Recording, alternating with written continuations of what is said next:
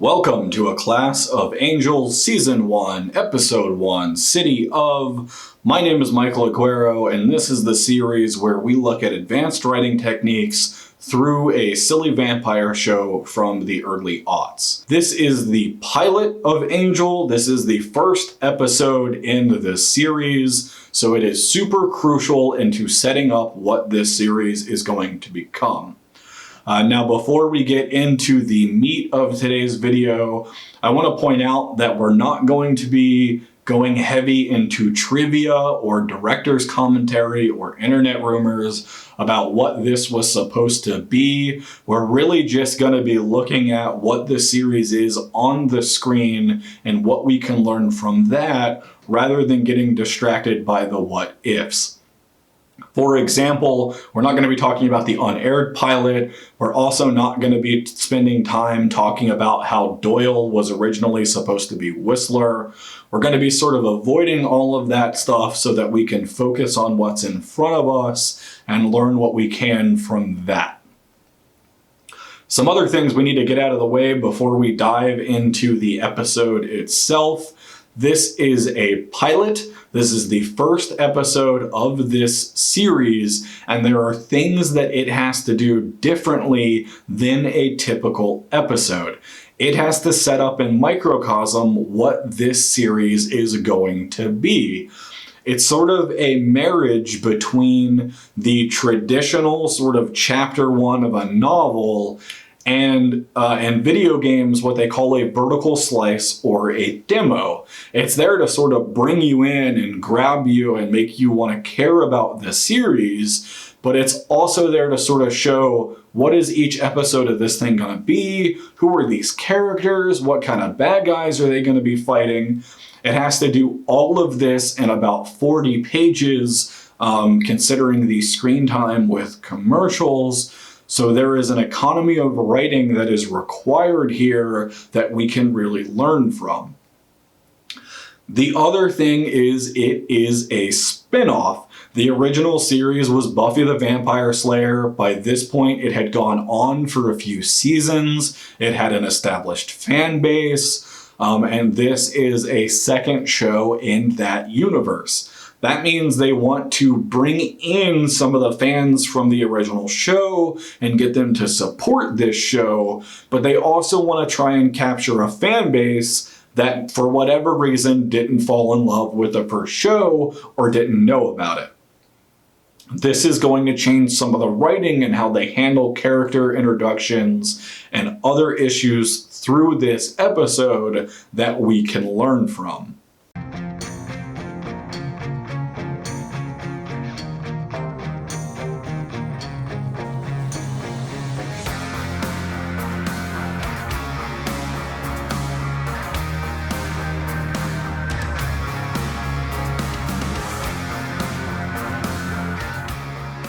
So now we're going to get into the episode proper with the first scene, and we're going to spend a few minutes just talking about this one scene. It is the first scene in the first episode of the series, so it is super crucial.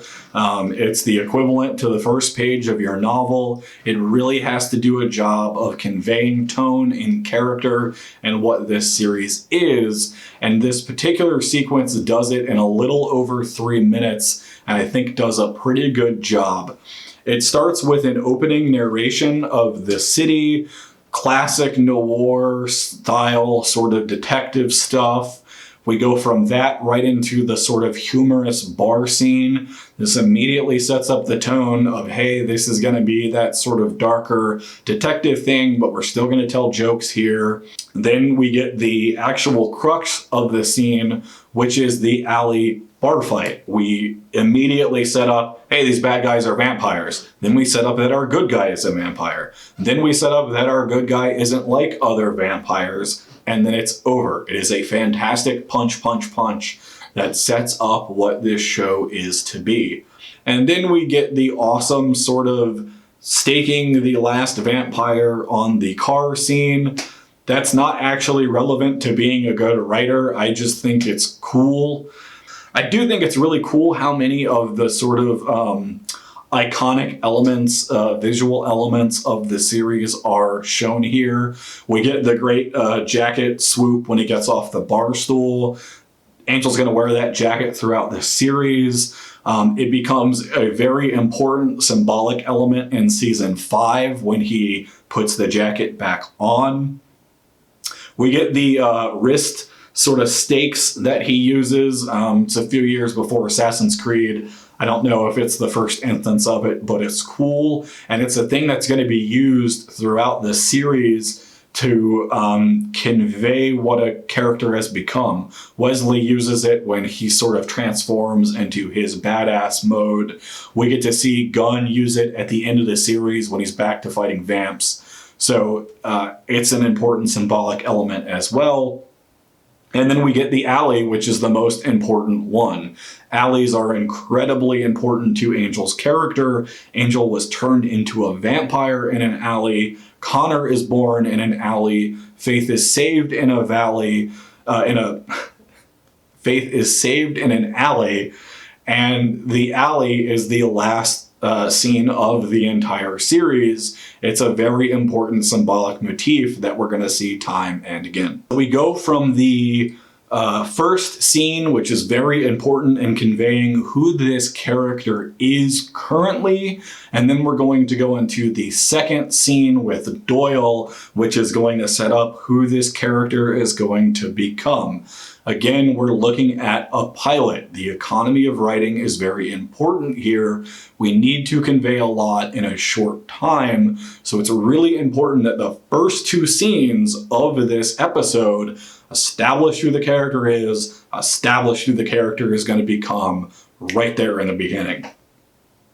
This scene then devolves into an exposition dump. Exposition dumps are considered bad writing by a lot of people nowadays. They have certainly fallen out of vogue, but I want to take a minute here to convey why this series does it and why, even though this is a risky move, I think it's one that was made wisely. This is a pilot, this is a spinoff. The character of Angel was in Buffy for 2 or 3 seasons, had his own sort of character development and adventures there, and is now coming over into his own series. The fans of Buffy who are coming with him already know everything about his backstory. They don't want to waste 4 or 5 episodes slowly establishing who this character is because the fans of Buffy have already seen it. At the same time, new viewers are coming to the series and have no idea who this guy is, so you have to catch them up. So they decided to sort of take 2 or 3 minutes here, have a little funny exposition dump to just sort of throw it all at the viewer, make sure they got it out there before moving on. It's a risky choice.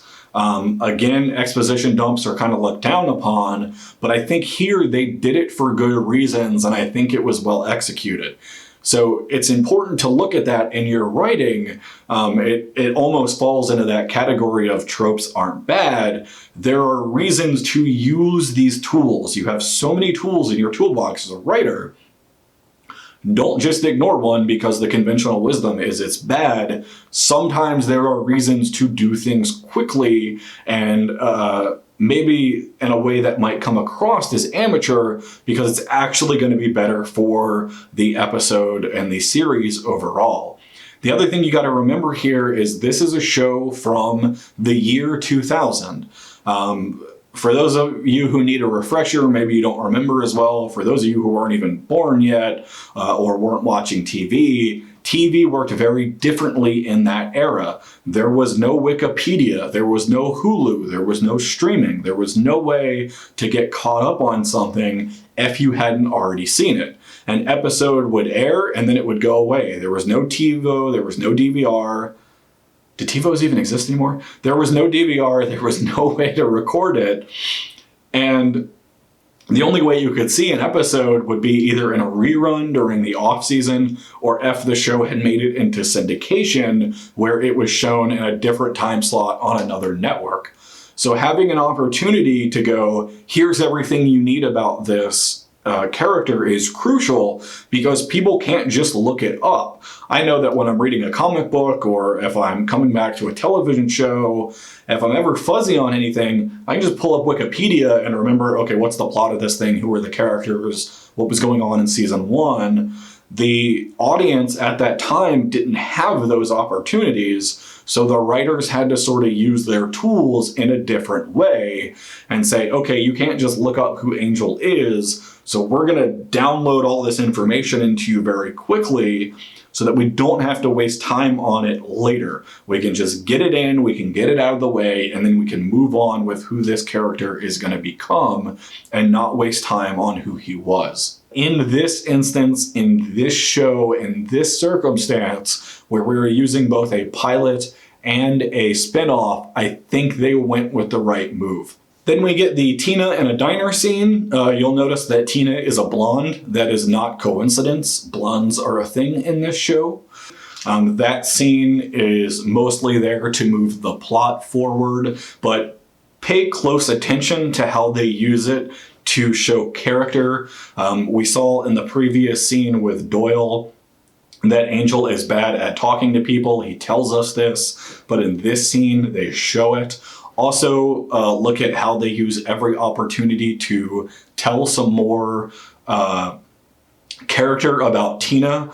So we hear her talking to her manager about how she can't get a shift. That's there to move the plot forward so that Angel knows who Tina is, but it is also conveying to us Tina's character. It is doing both things at once. We get the now classic superhero reaching out and grabbing the cup thing. This is a couple of years before Sam Raimi would do that in Spider-Man. It's a couple of years before it was done in Fantastic Four. I have no idea if this is the first instance of that happening. I doubt it is. It's just sort of a classic scene to show that this guy has fast reflexes. But notice how they also use that to show Tina's character, where she says, hey, those things come out of my paycheck. We get the sort of flirtatious, then back and forth, hey, come see me when I get off my shift. Again, classic lines used everywhere, but they subvert it with her coming out in the black dress and the pepper spray. I don't really know who this actress is. I haven't seen her in anything else, but I think she does awesome in this pilot. Really helps sort of bring this character to life, which is going to be crucial for Tina later. The party scene is great not only because it comes up a couple of times in the series, it's great not only because it introduces Cordelia, but you'll notice there's some clever writing stuff hidden in here as well. We move into the party, there's this sort of video camera established. We immediately pull Tina away from Angel. This is both so she can run into the bad guy later, but more importantly, it's so that Angel can run into Cordelia. Cordelia is a character from Buffy the Vampire Slayer. She has come over to the spin-off and will be a major player, so we have to sort of set her up here. This leads to one of my favorite Cordelia moments in the entire show. The classic grr scene is phenomenal. It shows exactly the kind of character Cordelia is. She's a little ditzy, but she knows who vampires are. She is familiar with them. She knows who Angel is. It does all of that in about 2 seconds of dialogue. I think the actress, Charisma Carpenter, just nails it. I absolutely love that scene. All right, so after the party, there's the fight scene with the elevator and the car chase. All that's done well. It's just there to be an action scene. You'll notice we cut from that to Cordelia. This is sort of a A-B plotting structure, though it's used sparsely. We'll be covering A-B plotting in a later episode when it is more relevant. Then we jump back to Cordy. We see Cordy's actual living conditions and what she's been up to. It might be sort of odd to people who have never seen this show before or its spinoff of why we're spending so much time with this Cordelia character and why we're sort of seeing things through her point of view. But it's important, again, to remember it's a pilot, it's a spinoff.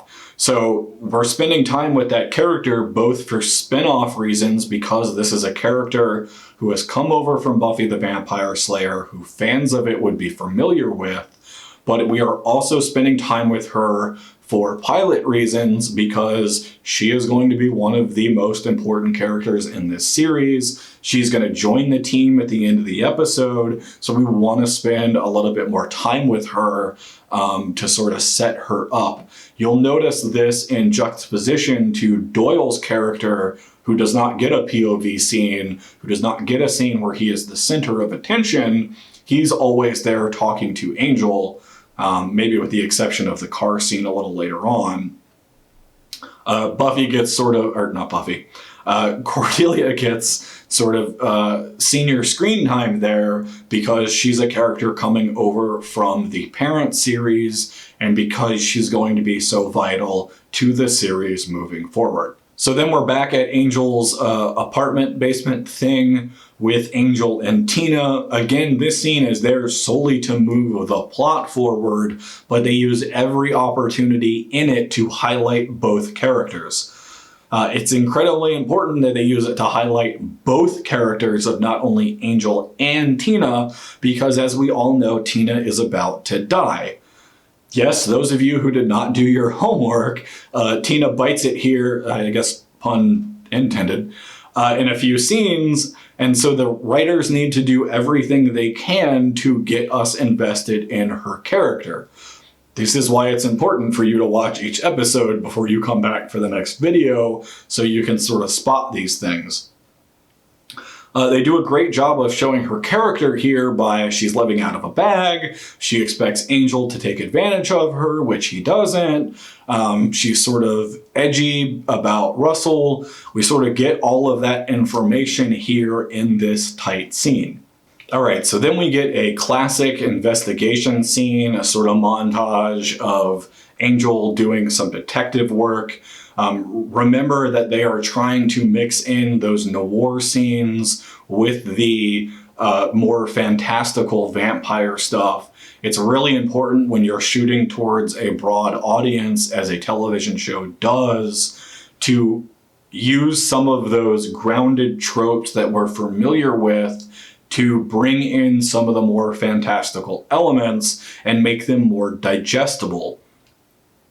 We may be very familiar with genre fiction, but not everybody is. And so when you're aiming towards a broad audience, having that sort of mashed potatoes, everybody's seen it, everybody knows what this kind of scene is, helps balance out the more new, fantastical sort of vampire elements that people may be less familiar with. This is a really important technique for genre writers to remember. You can have a book or a show where you're just constantly throwing new things at the viewer, and that can be really cool, but for some people that may just sort of leave them lost and trying to figure out what's going on.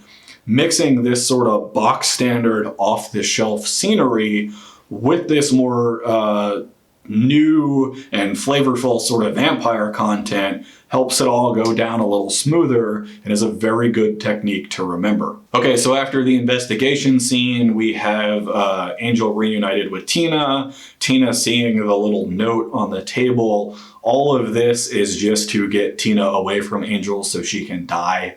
It has a little bit of that boy gets girl, boy loses girl, romantic comedy feel where, oh, if only the characters could just talk it out, they'd make them understand. I think this scene in particular does a good job of avoiding that. Part of that is the actress's just great acting. Part of that is having the note there for her to see and sort of get freaked out. We've set up earlier in the episode that she's paranoid and that she is used to this person sort of following her and being sadistic. And then, of course, we get her running out into the daylight and seeing that Angel is a vampire, so that helps sort of drive that wedge between them. All of that, as well as it is executed, is just to serve the narrative purpose of Tina dying, which she does in the next scene where we finally see our villain. This scene may seem a little crass or a sort of, okay, why are they doing this? But remember, it's a spinoff, it's a pilot. They have to convey the tone of the show, and the entire point of killing Tina is that conveyance.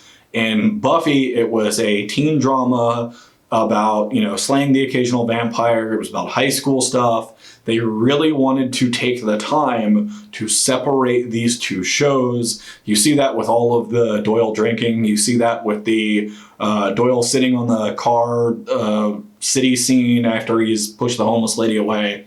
And he says, hey, you're in the city now. They're really trying to convey that this series is going to have a different tone and a different attitude, and they do that by making us care about this Tina character and then killing her off to show that, hey, not everybody's going to make it out of this one. The good guys aren't always going to win here. All right, so then we get a bunch of quick scenes. We get the sort of classic superhero, let's go get the bad guy scene. You'll notice they slip some characterization about Doyle in here, about him knowing, chop shops and that kind of stuff.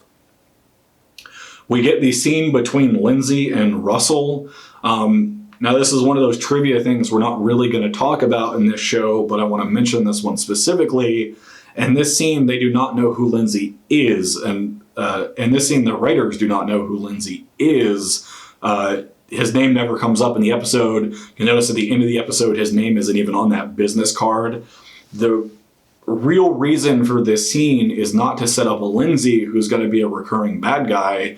It is to set up Wolfram and Hart. Wolfram and Hart is the bad guy for the entire series. It's not a person, it's a law firm, which we will get to more in a little bit. And this scene, again, does two things at once. It sets up Wolfram and Hart. It sort of introduces them so we know what's going on in this world. And then it sort of moves the plot forward by having Russell want to eat Cordelia.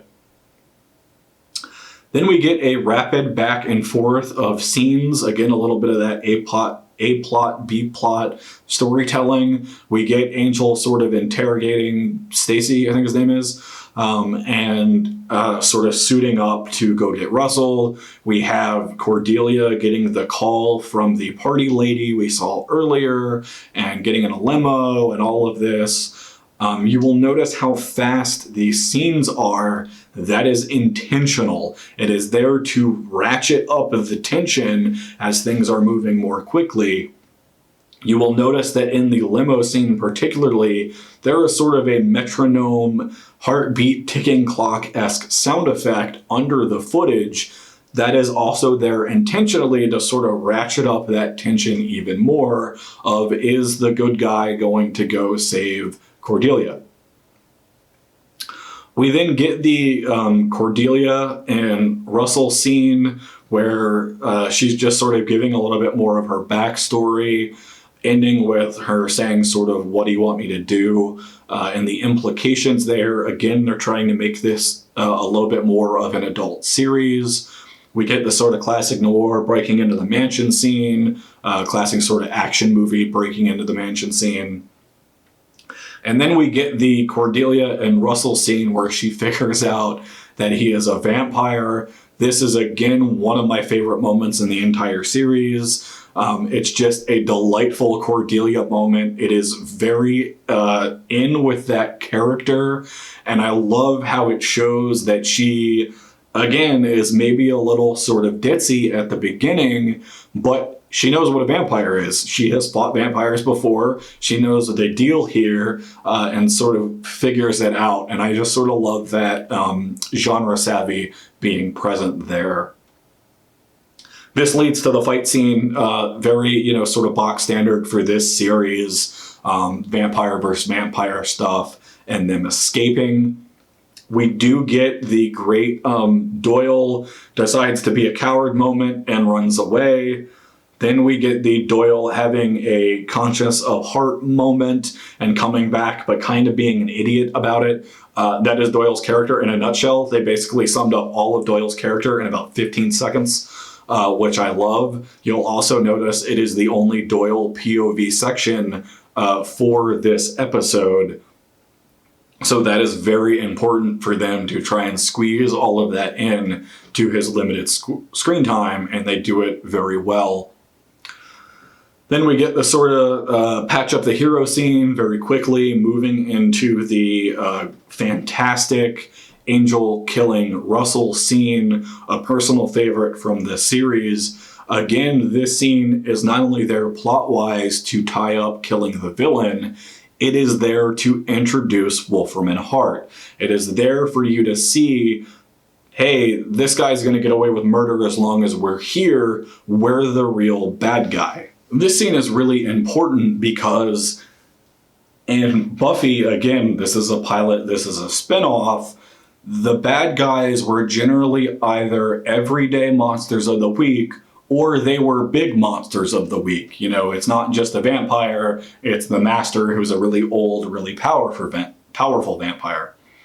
In Angel, they want to set up the theme that this isn't about killing individual monsters, it's about people on the bottom rungs of society with very little power attacking the very powerful, attacking these sort of systemic organizations of evil rather than just an individual monster of the week.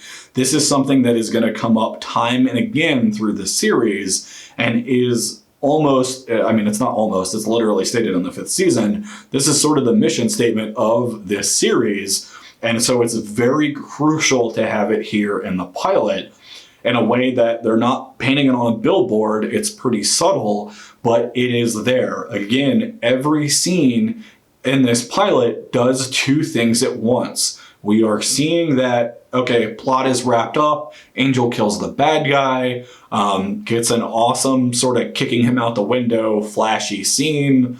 I don't know how they did the guy burning while falling special effect. It's really cool. It's probably some sort of compositing technique. But the real reason that scene is there and the real thrust of it is, hey, we're Wolfram and Hart. We're the bad guys you're going to be fighting through the rest of the series.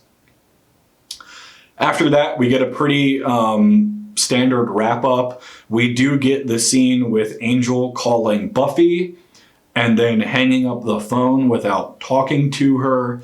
That is very intentional, showing that, hey, even though this is a spinoff and Buffy is important to this character, he is now turning away from her and doing his own thing. That is why the scene immediately after this is the wrap-up scene where he goes upstairs with Doyle and Cordelia. They talk about starting up their sort of investigation agency and how it's going to work.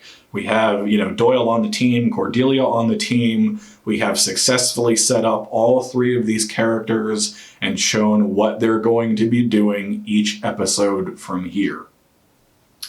And so that is episode 1. That is the pilot. Look at everything we were able to learn about these characters and this series just in this pilot episode. We were able to tie in all the spin-off stuff. We were able to set up Angel in his past. He's a vampire, but he fights evil, blah, blah, blah.